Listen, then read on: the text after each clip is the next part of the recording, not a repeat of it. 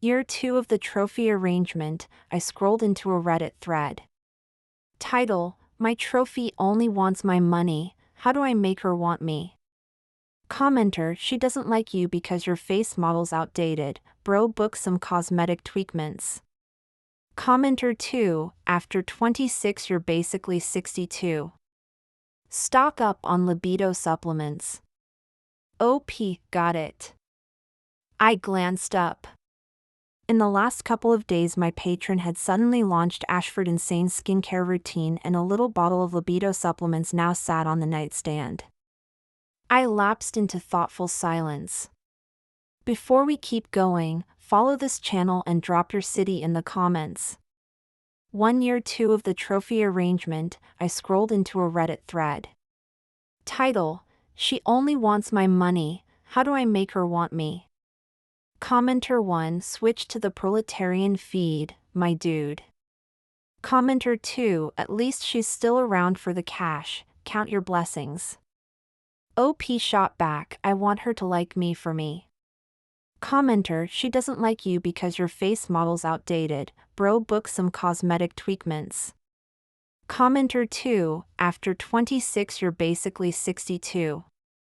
Stock up on libido supplements. OP: Looks aren't the problem, you mean in bed? Yeah, I'm older than her. Commenter: Blind arrogance is a man's worst enemy. Commenter: Internet wisdom, post 26 equals pre-geriatric. Watch yourself, OP. OP, got it. I glanced up. In the last couple of days my patron had suddenly launched Ashford insane skincare routine and a little bottle of libido supplements now sat on the nightstand. I lapsed into thoughtful silence. This is year 2 with Sterling.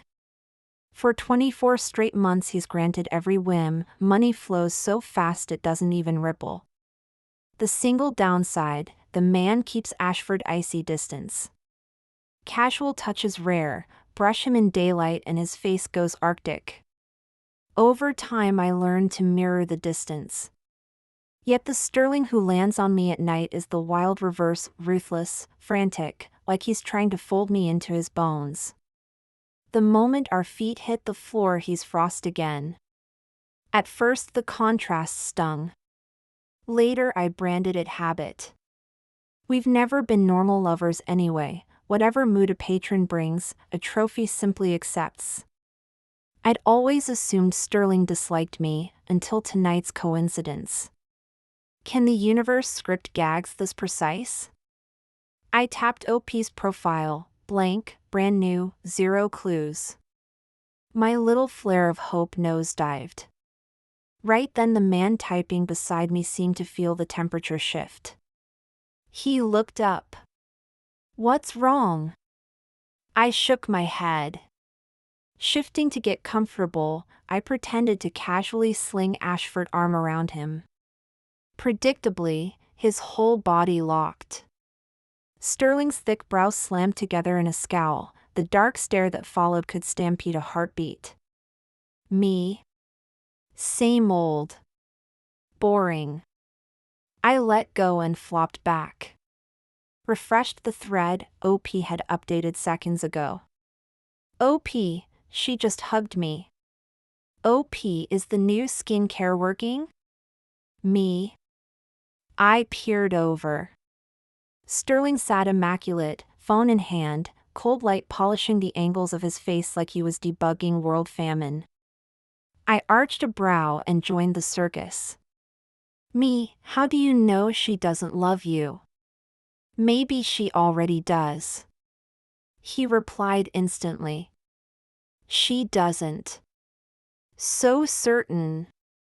I was still hunting for words when another of his replies popped up. She had a sweetheart for years, I broke them up. Commenter 666, OP the homewrecker in love. He replied within seconds, not a homewrecker.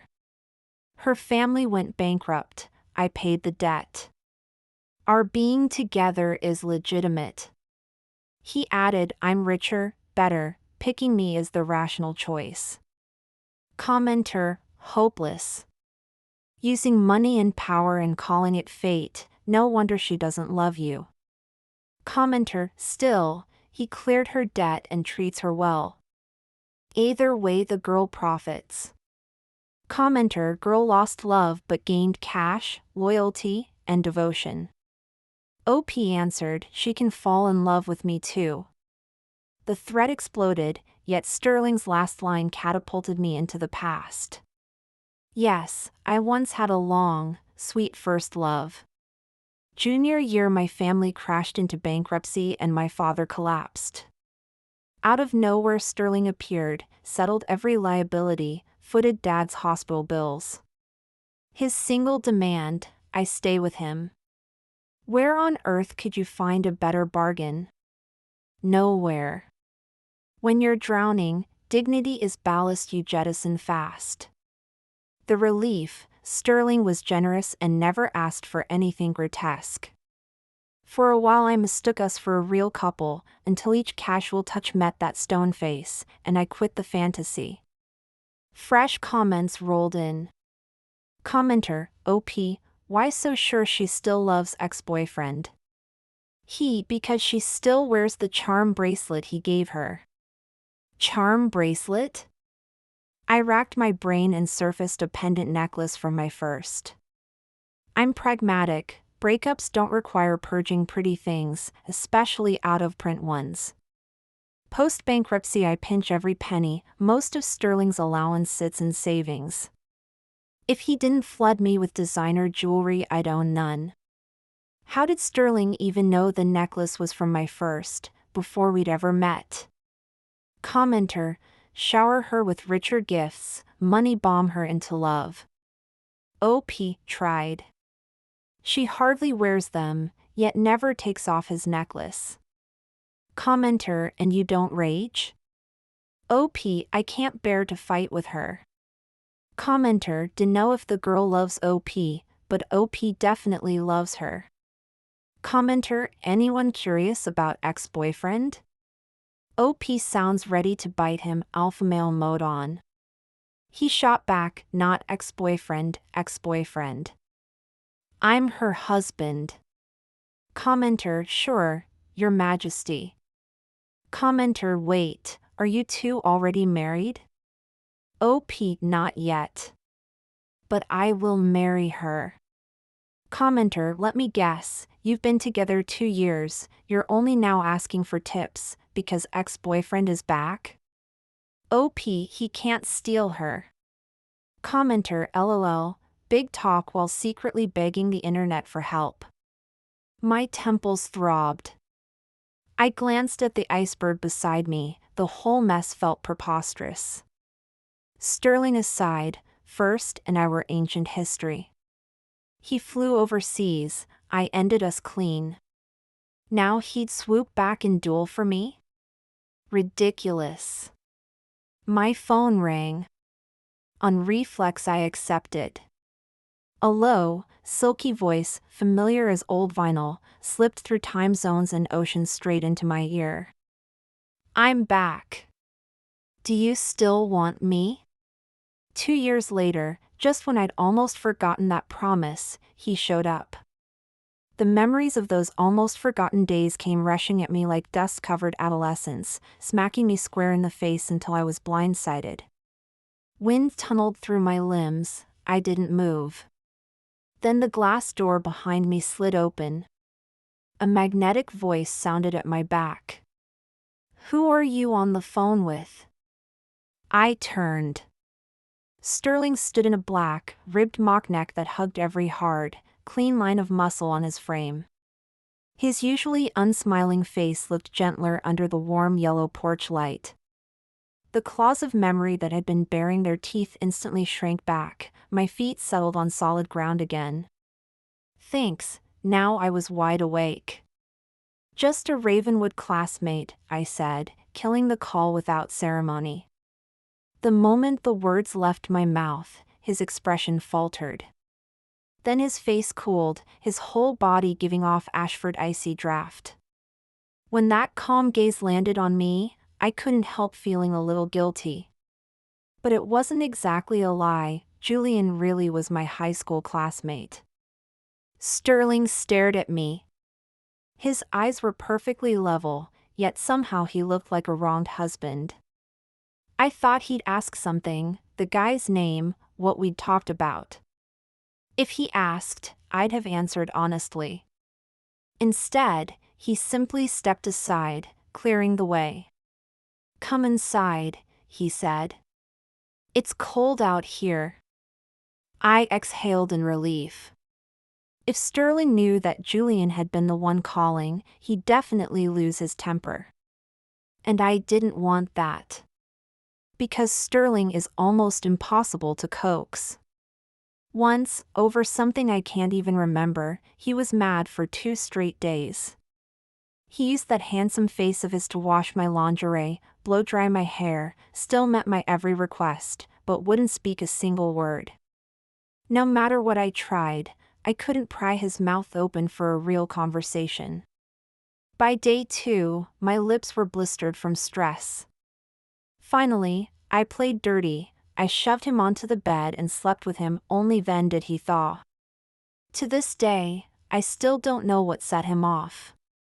I ambled back inside. Sterling returned to the couch, laptop open, back to work. Instinctively, I refreshed that Reddit thread. Sure enough, it had updated. OP, that guy just called her. So he already knew who I was talking to? By now, the thread was blowing up again. Commenter, who? Ex-boyfriend? Ex-boyfriend, not ex-husband. Oh my god, your wife's about to run off and you're still splitting hairs. Pretty soon you'll be the ex. That guy's the one clinging. If she's tired and needs a breather, I'll wait. This will always be her home. All those other guys are motels, only I'm home vibes. OP, I'll never call you the side piece again. Temperament like this deserves the main wife spot. One reply rocketed to the top, catching my eye. Let me guess, first we'll ask her out next.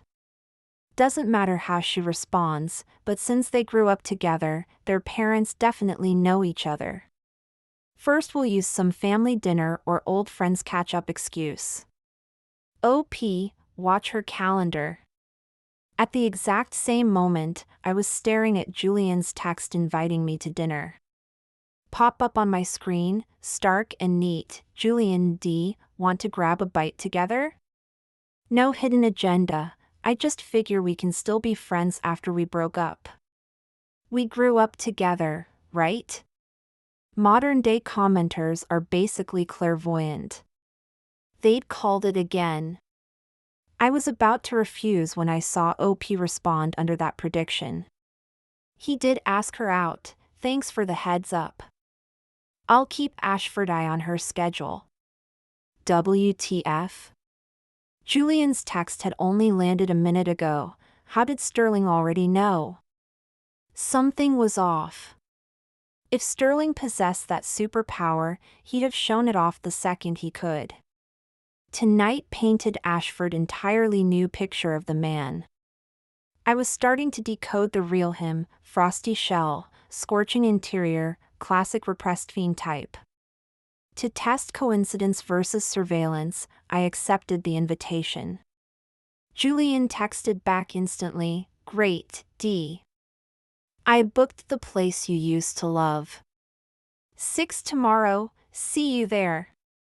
Smiley face, Sterling's typing fingers froze. Cold desk light glazed his profile like frostbite.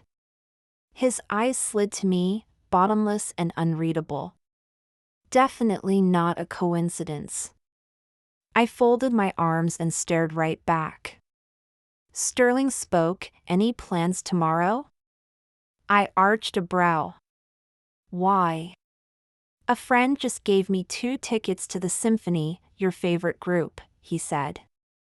If you're free, I'd like to take you. Starts at 6. Cunning bastard, agree to one, and I'd have to stand up the other. So, he pressed. In those dark pupils, a trembling hope flickered, like a dog wagging Ashford's invisible tail. I swear I could almost hear Sterling imploring, "Say yes, say yes." I smiled sweetly, and shot him down. "I've got a major design draft tomorrow night." "No can do." Sterling never restricts my schedule. I've ditched his suggestions for work before, and he's always played the understanding patron. I once thought no patron could be better than him. Turns out I was the gullible one. The light in his eyes died the instant the refusal left my lips. He snapped the laptop shut, strode over, and caught my wrist. "Bed," he said. Topic change whiplash. Before I could react, he was tugging me down the hallway. Only after I was tossed onto the mattress did I realize he didn't mean sleep, he meant sleep with me. He was rough and urgent, anger still crackling in his veins. My mind blurred under the onslaught of kisses. At one point, when he got too fierce, I slapped him out of reflex. Instead of fury, he captured the offending hand and pressed heated kisses to my palm, my knuckles, every inch of skin.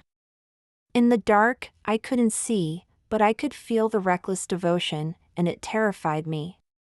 I wanted to start my own thread. My icicle boyfriend is secretly a damply obsessive fiend. What do I do? 3 the next morning, every muscle ached. In the mirror, I nearly died. Fresh bruise-colored hickeys ringed my throat. Even 3 layers of concealer barely muted them. Sterling had already left. I remembered his big boardroom meeting. Downstairs, Clark set breakfast on the island. "The mister specifically asked me to fix you honey water, hydrating," he said. She beamed, sliding the glass toward me. Heat rushed to my cheeks at the memory. Messy as last night had been, it had also been incredible. Knowing he actually felt something flipped my lens. Every bedroom moment no longer felt like a transaction, and the difference was electric. I reopened the thread. After I'd fallen asleep, OP had updated again. "OP, she accepted that guy's dinner invite." Even at 4 a.m., insomnia warriors were on duty, and the comment tower rose instantly. "Holy crap, OP's status red alert." Not slut-shaming, but if you've got a BF yet dying with the ex, good luck OP. OP didn't break them up, the timeline's murky. He did pay off her family's bankruptcy. If she'd stayed with First, maybe he'd have run when the creditors knocked. Look at OP panic. If First were trash, he wouldn't be sweating bullets. I ship chaos, give me every flavor. Sterling never replied again. I scrolled to the bottom, oddly disappointed. I flipped to our private chat. His only message, sent that morning, "Eat breakfast."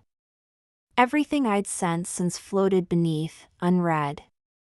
My first year with him, I kept vampire hours and skipped breakfast entirely. He'd wake me anyway, watch until I'd chewed the last bite, then head to the office. Clearly, the thought of me having dinner with Julian infuriated him, yet he still reminded me to eat. The path we'd walked suddenly sharpened into focus. Things I'd taken for routine now looked like love in high definition. After finishing, I did my makeup, chose a high-neck dress to hide the bruises, clasped a white cross pendant over them, and drove to my studio. I hadn't lied, there really was a sketch deadline. The dinner would clock in after work, but nostalgia wasn't on the menu. I planned to tell Julian, face to face, that we were done. 8 years together means I know him. He won't quit over text. He'll keep circling unless confronted in person, where cold indifference hits harder than typed words. I texted Ivy, "Free tonight? Come with me to see Julian." Going alone felt wrong, a buffer would help. "Ivy, Julian? Thought y'all were ancient history. Why the reunion?" Me, he won't let go. Figure I can euthanize the hope in person, but I need backup. Ivy, got it. Time? I typed 6. Love you. With Ivy booked, I scrolled through my contacts to a personal shopper I'd met at Bergdorf and started hunting for a makeup gift. Sterling needed pacifying before this farce snowballed. I didn't make it to clock out time. At 5, my phone buzzed with Julian's newest message. Sorry, D, I was T-boned at the intersection on my way over. I'm giving my statement now, so I'll be late. If you're hungry, order first. A crying Kermit sticker followed. Before I could ask if he was okay, another call buzzed in. Sterling's assistant. I picked up. The kid's panicked voice barreled down the line, sneakers pounding pavement in the background. Daphne, Dane was in a crash. They're loading him into the ambulance. Location is static and sirens mashed together, wiping my mind blank. My shears sliced clean through the toile I'd been cutting all day. The pattern was ruined. I don't remember getting to Riverdale. Only that I bit my lip the whole way until I saw Sterling on the ER gurney. Then the tears fell. Sterling's head was wrapped in gauze, his face chalk white. Sterling, the moment I opened my mouth the crying got worse. He comforted me instead. He tugged up a smile, voice gentle. I'm fine. I inched closer, hand hovering, afraid to touch. Anywhere else hurt? I croaked. The man's smile was fragile. Just a mild concussion. A couple days of rest and I'll be good. He sighed. Sorry I scared you. You had critical work today, guess you'll miss it now. No job tops you. I grabbed his hand, absolute. Work can be redone, you come first. His eyes flared brighter, the curve of his mouth softening. Then my next sentence froze that smile. Soft but final, babe, no more driving. Hire a chauffeur. Sterling. Mild-mannered as he looks, Sterling has a streak of crazy. He loves street racing, everyday speeds hit triple digits. I'd worried before, but he thought a driver was overkill and always took the wheel himself. This crash gave me the perfect opening. The thought of losing him in a wreck terrifies me. He stayed quiet at first, then felt how cold my fingers were and slowly squeezed back. A small nod. Okay. Whatever you say. My nose stung. I hugged him gently. After cheating death, we both kept silent until a voice behind us spoke. D? I whipped around. Among the rushing nurses stood a guy with bleached gold curls, linebacker shoulders, winter white skin, a bruise blooming on his forehead. Julian. The instant he appeared, Sterling's grip on my hand turned to steel. Eyes stormy, he tilted his head. Who's this? The jealous husband tone thick. Before I could answer, Julian stepped up, flashing a smile that didn't reach his eyes. High school classmate and neighbor. He swung to me. Funny, D. The guy who slammed into me is someone you know? Sterling at least disguised his hostility. Julian didn't bother. He brandished our past like a blade. Sterling never let go of my hand, lying back looking frail. My fault. I didn't brake in time. I was stunned the crash involved Sterling, but this wasn't the moment. I squeezed Sterling back and gave Julian a polite smile. He's my boyfriend. I'm sorry this happened, but we'll pay every cent and take full responsibility. Light words, ice-cold distance. Julian's face darkened. Sterling's lips tilted. Ashford, my girlfriend speaks for me, so rest easy. Julian snorted. When did I ever doubt you'd pay? Sterling managed a weak grin. Did I say you did? Julian, all right, Star, you're hurt, rest, don't overthink. I rushed to referee, any longer and they'd brawl in the trauma bay. Sterling threaded our fingers and swayed them. Sure, whatever you say. Julian spun away, fuming. Sterling had been running on adrenaline. Once it left he crashed, asleep in seconds. The chaos of the day drained me hollow. The moment I stepped out of the ER, a hand locked around my wrist. Julian's bruised face loomed, lashes down, tears threatening. After all this time, nothing to say to me? He clasped my hand, eyes glassy. I'm hurt too, D. Can't you care about me a little? Acid sadness soaked every word, but I stayed soft and steady. Julian, we ended years ago. Whatever you hinted at earlier, I don't feel it. Don't bring it up again. As childhood friends I can worry about you, but that's the limit. His face caved in on itself. A laugh that wasn't a laugh. Fine. Then as a friend, how about dinner for old time's sake? Aside from a scraped elbow and the bruise on his forehead, he was fine. No. I need to look after my boyfriend. You should rest, too. I turned, his quiet question chased me. Why? Why dump him? Why stop loving? Eyes rimmed red, voice cracking, what does he have that I don't? True, we'd grown up together, and Julian beat Sterling in looks, money, pedigree, everything. But sometimes perfect is too perfect. Over his shoulder hurried footsteps echoed. Julian! His parents swept in. Ashford hugged her boy, teary. My baby, back from London one day and already in a crash? Ashford's glare found me, pure disdain. Julian tried again, but I walked away. Winter sunset drowned the city in orange gold. Riverdale winters are dry, late-day sun shows up more often than in summer. I strode through the metallic light, remembering the boy who waved when my family moved in next door that summer long ago. I know what he wanted to ask, how I could drop years of history, what box Sterling ticked that he didn't. People aren't checklists.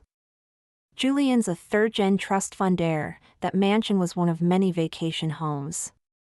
My father toiled half his life to buy into that zip code. The finish line of my dad's marathon was Julian's starting block.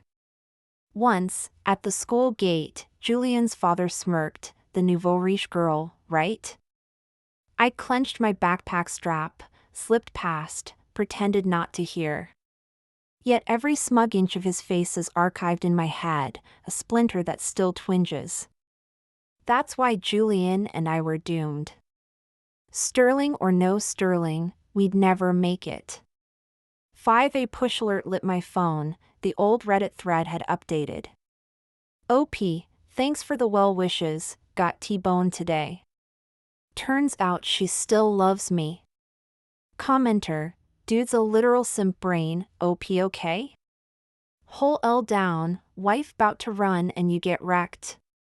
Free tarot here, no tips needed, OP, replying to the second? My wife picked me, TYVM, commenter, so she ditched first for dinner? OP, correct. Also, not first, it's X. I'm the fave man dancing, how you know, she come to hospital with you. OP, nah, I rear-ended the trash X, commenter, plot twist, OP aimed for him, upvoted, smells calculated, black-bellied much? Snatched her 2 weariest ago, now fender bends rival the SEC, she grabs dinner equals public ultimatum popcorn, another reply shot up, been lurking. OP always knows what pings her phone before she speaks. Sketchy AF. Yo, is OP cyber stalking her? Hot in fiction. 911 IRL. OP, deny or confirm? The tower of comments rose. OP stayed silent.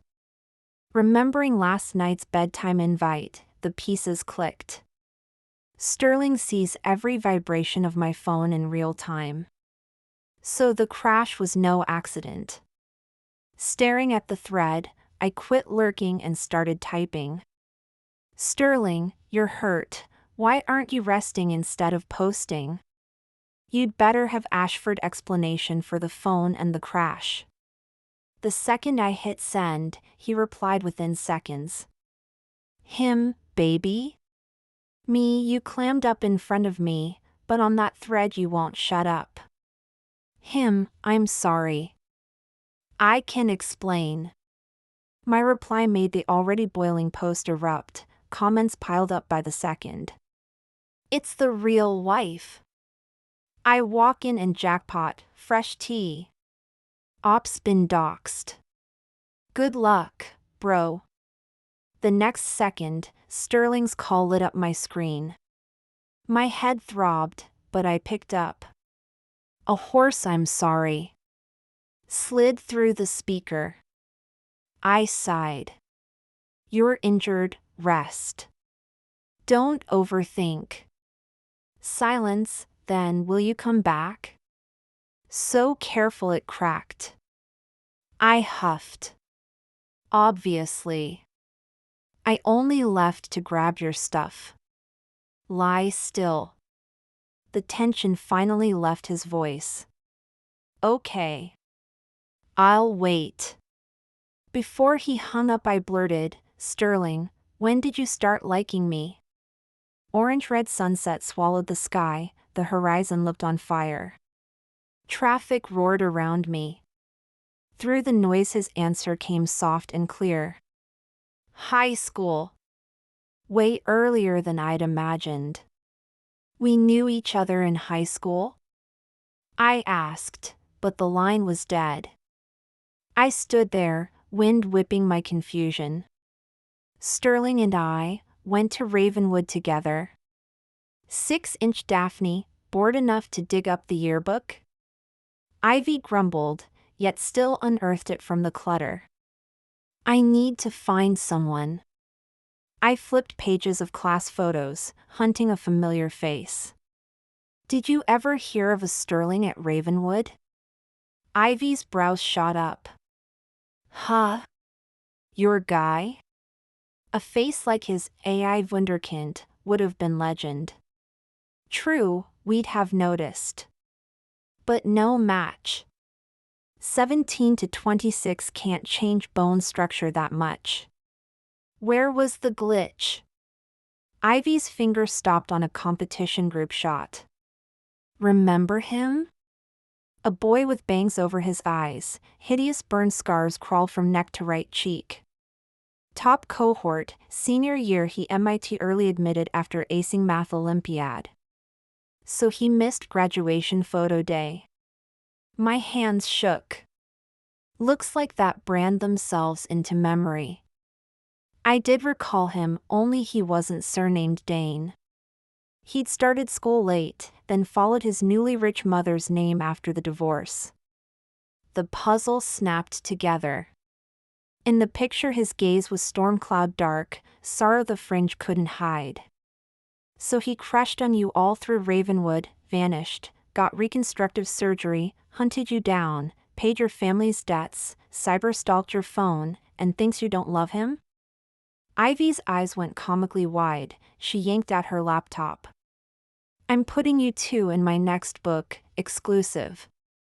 I started to protest, she waved me off. Handle your drama, I've got chapters to monetize. When Ivy writes, the world disappears. I smiled helplessly. Maybe I should just ask Sterling outright. I showed up with homemade convalescent soup just as he woke.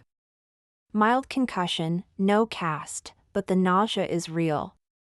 His pale face tracked me, onyx eyes never blinking. At the bed he reached and caged me in a steel band hug. Uncomfortable, but I let him.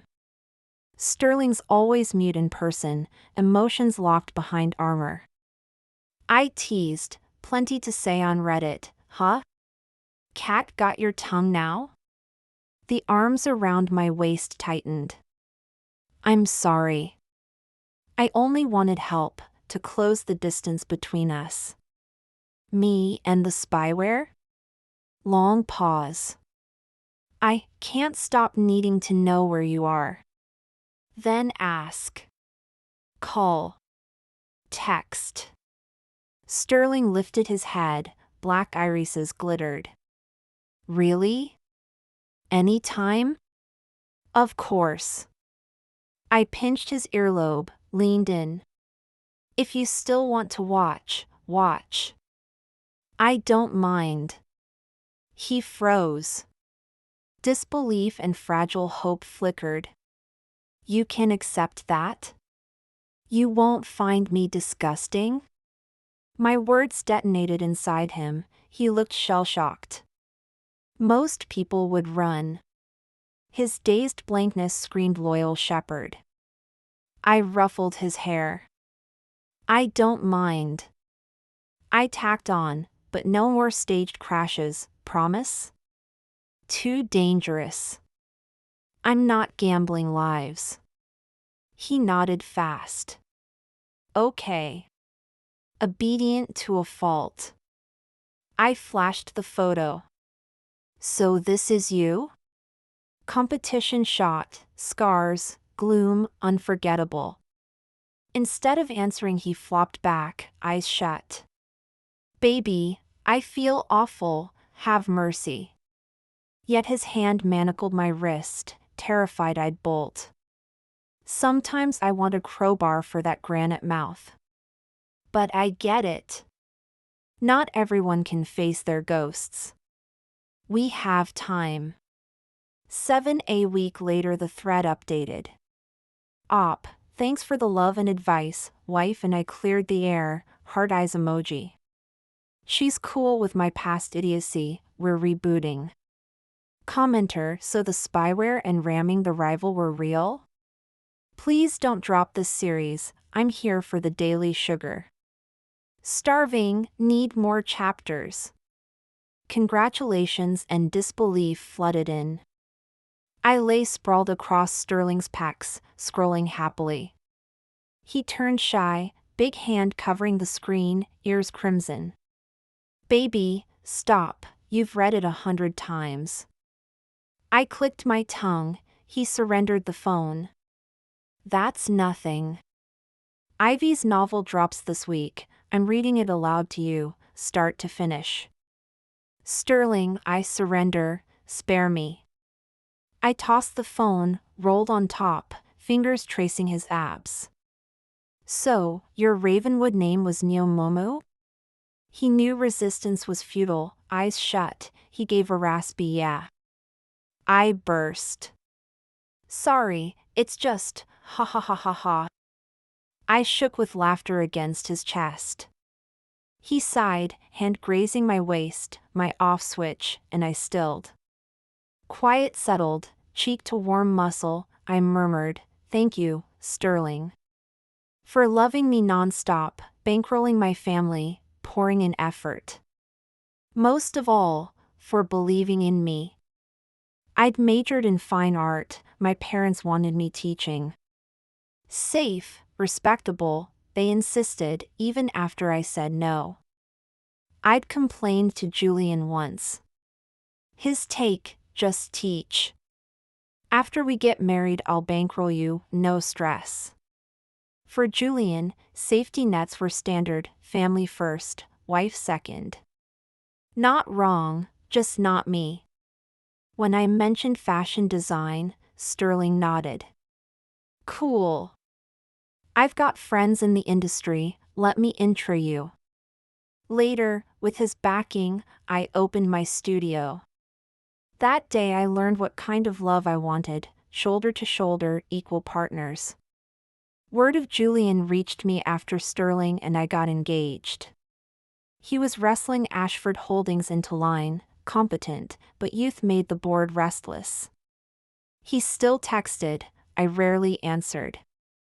One night Sterling commandeered my phone, delivered a blistering tirade, and deleted him. Silence until our engagement party, when Julian rang. If he ever hurts you, walk. Swear. Still holding on, poor guy. I smiled faintly. Of course. And I hope you find your happiness soon. Julian choked on the words, exasperated. Daphne, you're a real pro at hurting people. I hate you. Then he hung up. Me? Weird. After all this time he still hasn't learned to reflect on himself? Still, I really do hope he finds his own happiness soon. So, Julian, goodbye. Never again. Epilogue. Sterling once wrote a grade school essay about love. In it he claimed he had parents who loved him, lots of friends, and that he was happy every day. The little Dane in that essay sounded like a cherub wrapped in affection. In truth his parents divorced early, and he lived with his father. The man was irresponsible, wholly unequipped to raise a child. He forgot to enroll his son on time and routinely forgot to provide 3 meals a day. Tiny Sterling dragged a stool across the kitchen so he could reach the pots on the stove. Because of that, at 8 he knocked over boiling water that scalded half his face. From then on scars and self-loathing crept across his skin like moss and rooted deep inside him. Kids' cruelty is unfiltered. For years he was the daily target. His mother was swamped with work, so they rarely met. He stumbled through adolescence, licking his wounds alone. Luckily he possessed a gift for math and clawed his way into every top school in the city. Teachers pinned high hopes on him, yet he grew darker and more withdrawn each year. The scar on his right cheek made strangers flinch, and his silence repelled them. Whenever a classmate tried to approach, his gloom sent them fleeing. Eventually everyone assumed the straight-A genius simply didn't need friends, and they stopped trying. He drifted through crowds like a ghost. Just when he believed this isolation would last forever, fate clicked one notch forward. It happened at a charity fair the school organized. The proceeds would go to a disaster zone. Sterling never took part in such events. His world was nothing but numbers. That day, for reasons he couldn't name, he wanted to take a look. Different booths sold different wares.